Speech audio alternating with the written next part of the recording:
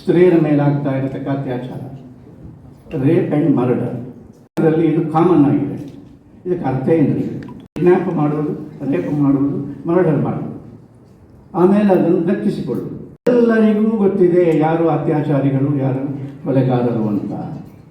ಗೊತ್ತಿಲ್ಲದೆ ಅಲ್ಲ, ಗೊತ್ತಿದ್ದು ಯಾರೂ ಮಾತಾಡುವುದಿಲ್ಲ ಮಾತ್ರ ಅಲ್ಲ, ಅತ್ಯಾಚಾರಿಗಳನ್ನು ಸಮರ್ಥನೆ ಮಾಡುತ್ತಾರೆ. ತಮ್ಮ ಎಲ್ಲ ಮಾನಸಿಕ ಶಕ್ತಿಯನ್ನು, ಪ್ರತಿಭೆಯನ್ನು ಸುರಿದು ಅತ್ಯಾಚಾರಿಗಳು ಮತ್ತು ಅವರ ಗ್ಯಾಂಗನ್ನು ಸಮರ್ಥನೆ ಮಾಡ್ತಾ ಇರತಕ್ಕ ಸಂಗತಿಯನ್ನು ದಕ್ಷಿಣ ಕನ್ನಡದಲ್ಲಿ ನಾನು ನೋಡ್ತಾ ಇದ್ದೇನೆ. ನನಗೆ ಆಶ್ಚರ್ಯಕ್ಕಿಂತ ಹೆಚ್ಚು ಆಘಾತವಾಗ್ತದೆ. ಲೋಕದಲ್ಲಿ ಸಾಮಾನ್ಯರಿಗಿರುವುದು ಕಾನೂನನ್ನು ನಾವು ಮಾಡೋದು, ಯಾಕಂದರೆ ಅದನ್ನು ನಾವು ಪಾಲನೆ ಮಾಡಬೇಕು.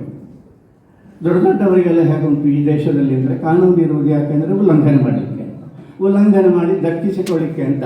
ಧರ್ಮಸ್ಥಳ ಕ್ಷೇತ್ರಕ್ಕೆ ಮಂತ್ರಿಗಳು ಬರ್ತಾರೆ, ಸಾಲುಗಟ್ಟಿಕೊಂಡು ಬರ್ತಾರೆ. ಅವರೆಲ್ಲರೂ ಕೂಡ ಅವರ ಸಭೆಯಲ್ಲಿ ಹೇಳುವ ಒಂದು ಮಾತಿದೆ, ಒಂದು ಮಾತಿದೆ, ಏನು ಅಂದರೆ ಸರ್ಕಾರ ಮಾಡಬೇಕಾದ ಕೆಲಸವನ್ನು ಧರ್ಮಸ್ಥಳದವರು ಮಾಡ್ತಾ ಇದ್ದಾರೆ ಅಂತ. ಅದು ಸರಿ, ಯಾಕಂದರೆ ಇವರೆಲ್ಲದಿದ್ದರೆ ಅವರು ಬಂದು ಈ ಜಾಗದಲ್ಲಿ ಕೂತ್ರೆ ಅವರು ಮಾಡುವುದು ಹೀಗೆ. ಇದನ್ನು ಸಹಿಸಬೇಕು ಅಂದರೆ ಏನ್ರಿ ಅರ್ಥ? ನೋಡಿ ಇದರ ಬಗ್ಗೆ ಒಂದು ಮಾತಾಡಬಾರದು. ಇದು ತಪ್ಪು ಅಂತ ಹೇಳಿದರೆ, ನೀವು ಮಾತಾಡ್ತಾ ಇರುವುದೇ ತಪ್ಪು ಅಂತ ಹೇಳಿದ್ರಿ, ಇದರ ಅರ್ಥವೇನು? ನನಗೆ ನಿಜವಾಗಿ ಅನ್ನಿಸ್ತದೆ, ಈಗ ಮಾತಾಡಿದರೆ ಆಯಿತು, ಈಗ ಇಲ್ಲದಿದ್ದರೆ ಇನ್ನು ಯಾವಾಗಲೂ ಇಲ್ಲ ಎನ್ನುವಂಥ ಒಂದು ತುರ್ತು, ಒಂದು ಜೀವನ ಮರಣ ಪ್ರಶ್ನೆ ನಮ್ಮದು ಉಂಟಾಗಿದೆ.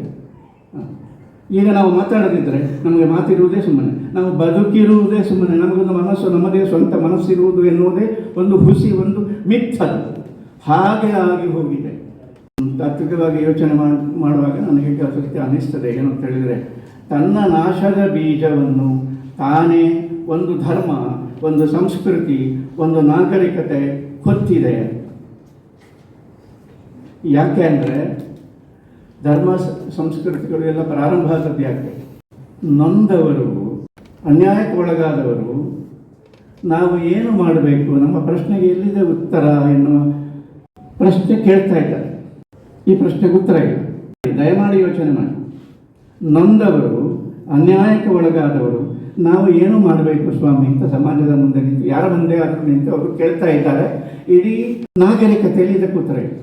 ಇದಕ್ಕೆ ಉತ್ತರ ಕೊಡುವುದಕ್ಕೋಸ್ಕರವೇ ನಾಗರಿಕತೆ ಪ್ರಾರಂಭ ಆದದ್ದು, ಸಂಸ್ಕೃತಿ ಧರ್ಮ ಪ್ರಾರಂಭ ಆದದ್ದೇ. ಅನ್ಯಾಯಕ್ಕೆ ಒಳಗಾದವರಿಗೆ ಏನು ನಾವು ಮಾಡಬೇಕಾದ ಅವಶ್ಯಕ ಶುಶ್ರೂಷೆ ಇದೆ ಎನ್ನುವುದನ್ನು ತಿಳಿಸುವುದಕ್ಕೋಸ್ಕರವೇ ಧರ್ಮ ಪ್ರಾರಂಭ ಆದದ್ದು. ಇವತ್ತು ಧಾರ್ಮಿಕರ ಮುಂದೆ ಬಂದು ಅವರೇ ಕಾರಣವಾಗಿ ಈ ಪ್ರಶ್ನೆ ನಾವು ಕೇಳ್ತಾ ಇದ್ದೇವೆ. ನೊಂದವರು ಏನು ಮಾಡಬೇಕು, ಸತ್ತವರು ಏನು ಮಾಡಬೇಕು, ಸತ್ತವರ ಪಾಲಿನ ಅವರ ಮನೆಯವರು ನಿತ್ಯ ಅವರ ಸಾವಿನ ದುಃಖವನ್ನು ಅನುಭವಿಸಬೇಕಾ, ಅಥವಾ ಈ ಲೋಕದಲ್ಲಿ ಸಮಾಜದಲ್ಲಿ ಒಂದು ನ್ಯಾಯ ಅಂತ ಉಂಟಾ ಅಂತ ಇದನ್ನು ಕೇಳಬೇಕಾ ಬೇಡವಾ? ಇದಕ್ಕೆ ಉತ್ತರ ಇಲ್ಲ. ಯಾವುದಕ್ಕೆ ನಿಜವಾಗಿ ಉತ್ತರ ನಾವು ಕೊಡಬೇಕಾಗಿ, ಉಳಿದದೆಲ್ಲ ಬಿಡಿ, ಉತ್ತರ ಕೊಡಬೇಕಾಗಿದೆಯೋ ಅದಕ್ಕೆ ಉತ್ತರ ಇಲ್ಲ. ಮತ್ತು ನಾವು ಏನು ಮಾತಾಡಿದ್ರೇನು, ಮಾತಾಡದಿದ್ದರೇನು, ನಾವು ಹೋರಾಟ ಮಾಡಲೇಬೇಕಾಗಿದೆ. ಹೆಜ್ಜೆ ಇಟ್ಟು ನಾವು ಹೋರಾಟ ಮಾಡಲೇಬೇಕಾಗಿದೆ, ಬೇರೆ ದಾರಿಯೇ ಇಲ್ಲ. ಧರ್ಮವನ್ನು ಉಳಿಸುವುದಕ್ಕೋಸ್ಕರವೇ ನೀವು ಆ ಮಾತನ್ನು ಒಪ್ಪಿಬಿಡಿ. ಧರ್ಮ, ನಿಜವಾದ ಧರ್ಮ ಅಂದರೆ ಏನು, ಅದನ್ನು ಉಳಿಸುವುದಕ್ಕೋಸ್ಕರವೇ ನಾವು ಧರ್ಮದ ವಿರುದ್ಧ ಹೋರಾಟ ಮಾಡಬೇಕಾಗಿ ಬಂದಿದೆ ಅಂತ ಆಶ್ಚರ್ಯ ಅಲ್ವಾ? ಎಂತ ಹೇಳ್ಬೇಕು, ಅಯ್ಯೋ ದೇವ. ಎಷ್ಟೋ ಸಲ ಅನ್ನಿಸ್ತದೆ, ಏನೋ ದೊಡ್ಡ ದೊಡ್ಡ ಮಾತುಗಳೆಲ್ಲ ಹೇಳ್ತಾರೆ, ನಮಗೆ ಕಬ್ಬಿಣದ ಮಾಂಸಖಂಡಗಳು ಬೇಕು, ಉಕ್ಕಿನ ನರಗಳು ಬೇಕು, ಇತ್ಯಾದಿ. ಹೃದಯ ಏನಾಗಬೇಕು, ಮೈ ಗಟ್ಟಿಯಾಗಬೇಕು, ನಿಜ, ಬಲಿಷ್ಠರಾಗಬೇಕಾದದ್ದು ನಿಜ. ಹೃದಯ ಏನಾಗಬೇಕು, ಅದು ಕಲ್ಲಾಗಬಾರದು. ಮೈ ಕಲ್ಲಾಗಿರಲಿ, ಕಲ್ಲಿನ ಹಾಗೆ ಆಗಲಿ, ಮನಸ್ಸು ಕಲ್ಲಾಗಬಾರದು, ಹೃದಯ ಕಲ್ಲಾಗಬಾರದು. ಹೃದಯ ನಿಜವಾಗಿ ಕರಗಬೇಕು. ಆದ್ದರಿಂದಲೇ ಇರುವ ಪದ ಹೃದಯ ವಿದ್ರಾವಕ ಅಂತ. ಹೃದಯ ವಿದ್ರಾವಕ ಆಗದೆ ಹೃದಯ ಇದೆ ಅಂತಲೇ ಗೊತ್ತಾಗೋದಿಲ್ಲ, ಕರಗಬೇಕು. ಹೆಣ್ಣುಮಕ್ಕಳು ಅಲ್ಲಿ ಅತ್ಯಾಚಾರಕ್ಕೆ ಒಳಗಾಗಿ ಸಾಯ್ತಾ ಇದ್ದಾರೆ. ಒಬ್ಬರ ಹೃದಯ ಕರಗುವುದಿಲ್ಲ ಅಂತ ಹೇಳಿದರೆ ಏನು ಹೇಳಬೇಕು? ಇದಕ್ಕೆ ನೀವು ಏನು ಹೇಳುವುದು ಸಾಧ್ಯ? ಈ ವಿಷಯಕ್ಕೆ ಏನು ಹೇಳುವುದು ಸಾಧ್ಯ? ಹಾರಿಬಲ್. ಅಲ್ಲಿ ಒಂದು ಕಡೆ ಬರು ಹೇಳ್ತಾರೆ, ಸೌಜನ್ಯ ಸಾವು ಉಂಟಲ್ಲ, ಅದು ಪವಿತ್ರ ಸಾವು. ಕನ್ನಡ ಭಾಷೆ ಸಾರ್ಥಕ. ಪವಿತ್ರ ಸಾವು ಅಂದರೆ ಪವಿತ್ರ ಎನ್ನುವ ಪದದಲ್ಲಿ ಧರ್ಮದ ಲೇಪ ಇದೆ. ಅತ್ಯಾಚಾರಕ್ಕೊಳಗಾದದ್ದು, ಮರ್ಡರ್ ಆದದ್ದು, ಹೆಣ್ಣಿನ ಮನೆಯವರು ಒದ್ದಾಡ್ತಾ ಇರೋದು, ಇದು ಎಲ್ಲವೂ ಪವಿತ್ರ ಸಾವಿನ ಫಲಿತಾಂಶ. ನೀವು ಯಾಕೆ ತಲೆಗೆಡಿಸ್ಕೊಳ್ತಾ ಇದ್ದೀರಿ? ಹೀಗೆ ಆಗದೇ ಇದ್ದರೆ ಪವಿತ್ರ ಸಾವಾಗುವುದಿಲ್ಲ ಅಂತ ಹೀಗೆ ಹೇಳ್ತಾರಲ್ಲ, ಹಾರಿಬಲ್. ಇದು ಏನು ಎಕ್ಸ್ಟ್ರೀಮ್ ಇದು, ಇದನ್ನು ನಾವು ಸಹಿಸಬೇಕಲ್ಲ, ಇದನ್ನು ಕೇಳಿಕೊಂಡು ಹೌದು ಹೌದು ಅದು ಇರಲಿಕ್ಕೂ ಸಾಕು ಅಂತ ನಮ್ಮ ತಲೆ ಆಡಿಸ್ಬೇಕಲ್ಲ. ಇದಕ್ಕೆ ಧಿಕ್ಕಾರ ಇದೆ.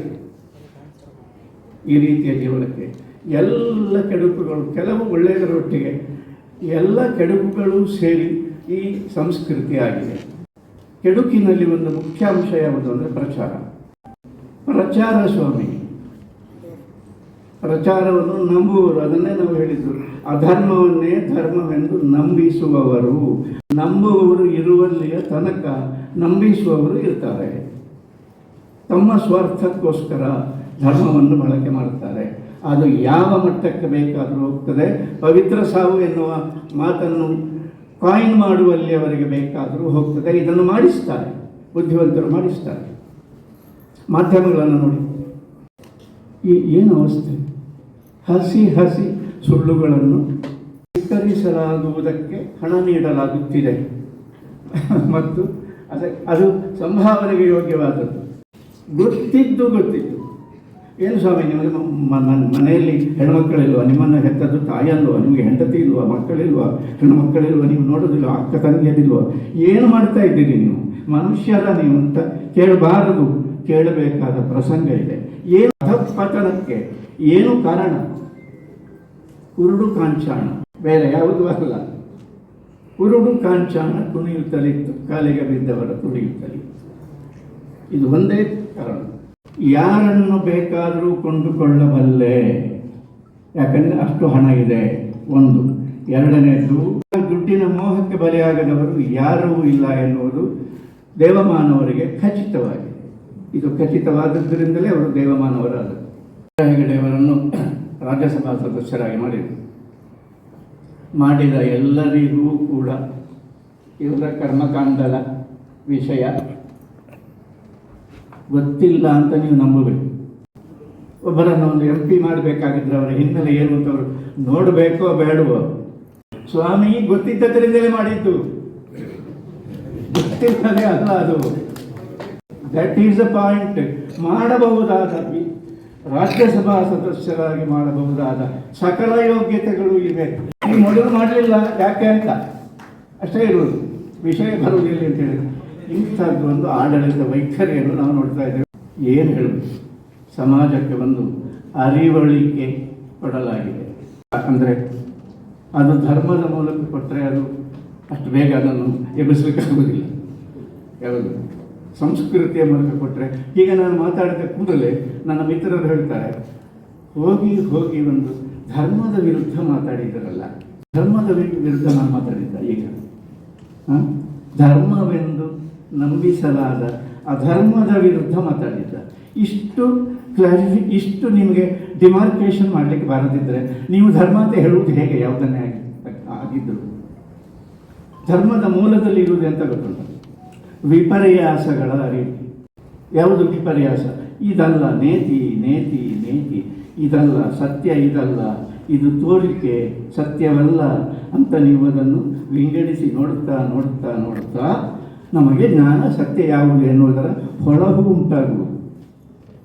ಅದರಿಂದ ಧರ್ಮದ ವಿಚಾರ ನಾವು ಯೋಚನೆ ಮಾಡಬೇಕಾಗಿದ್ದರೆ ಮೊದಲು ವಿಪರ್ಯಾಸಗಳು, ಧರ್ಮದ ಹೆಸರಿನಲ್ಲಿ ವಿಪರ್ಯಾಸಗಳು ನಡೀತಾ ಇದ್ದಾವೆ ಅಂತ ನಮಗೆ ಗೊತ್ತಾಗಬೇಕು. ಅದಕ್ಕೆ ಕಾರಣ ಬೇರೆ ಯಾರೂ ಅಲ್ಲ, ನಾವೇ ಅಧರ್ಮವನ್ನು ಧರ್ಮವನ್ನು ನಂಬಿದ್ದೇವೆ. ಈ ಎಲ್ಲ ಸಂಗತಿಗಳ ಬಗೆಗೆ ಮೂಲಭೂತವಾಗಿ ಯೋಚನೆ ಮಾಡುವ ಒಂದು ಸಂದರ್ಭ ಎಲ್ಲರಿಗೂ ಬಂದಿದೆ. ಧಾರ್ಮಿಕರಿಗೂ ಬಂದಿದೆ, ಅಧಾರ್ಮಿಕರಿಗೂ ಬಂದಿದೆ. ಏನಿದು ಅವಸ್ಥೆ ಅಂತ, ಮನುಷ್ಯರ ಅವಸ್ಥೆ ಏನು ಅಂತ.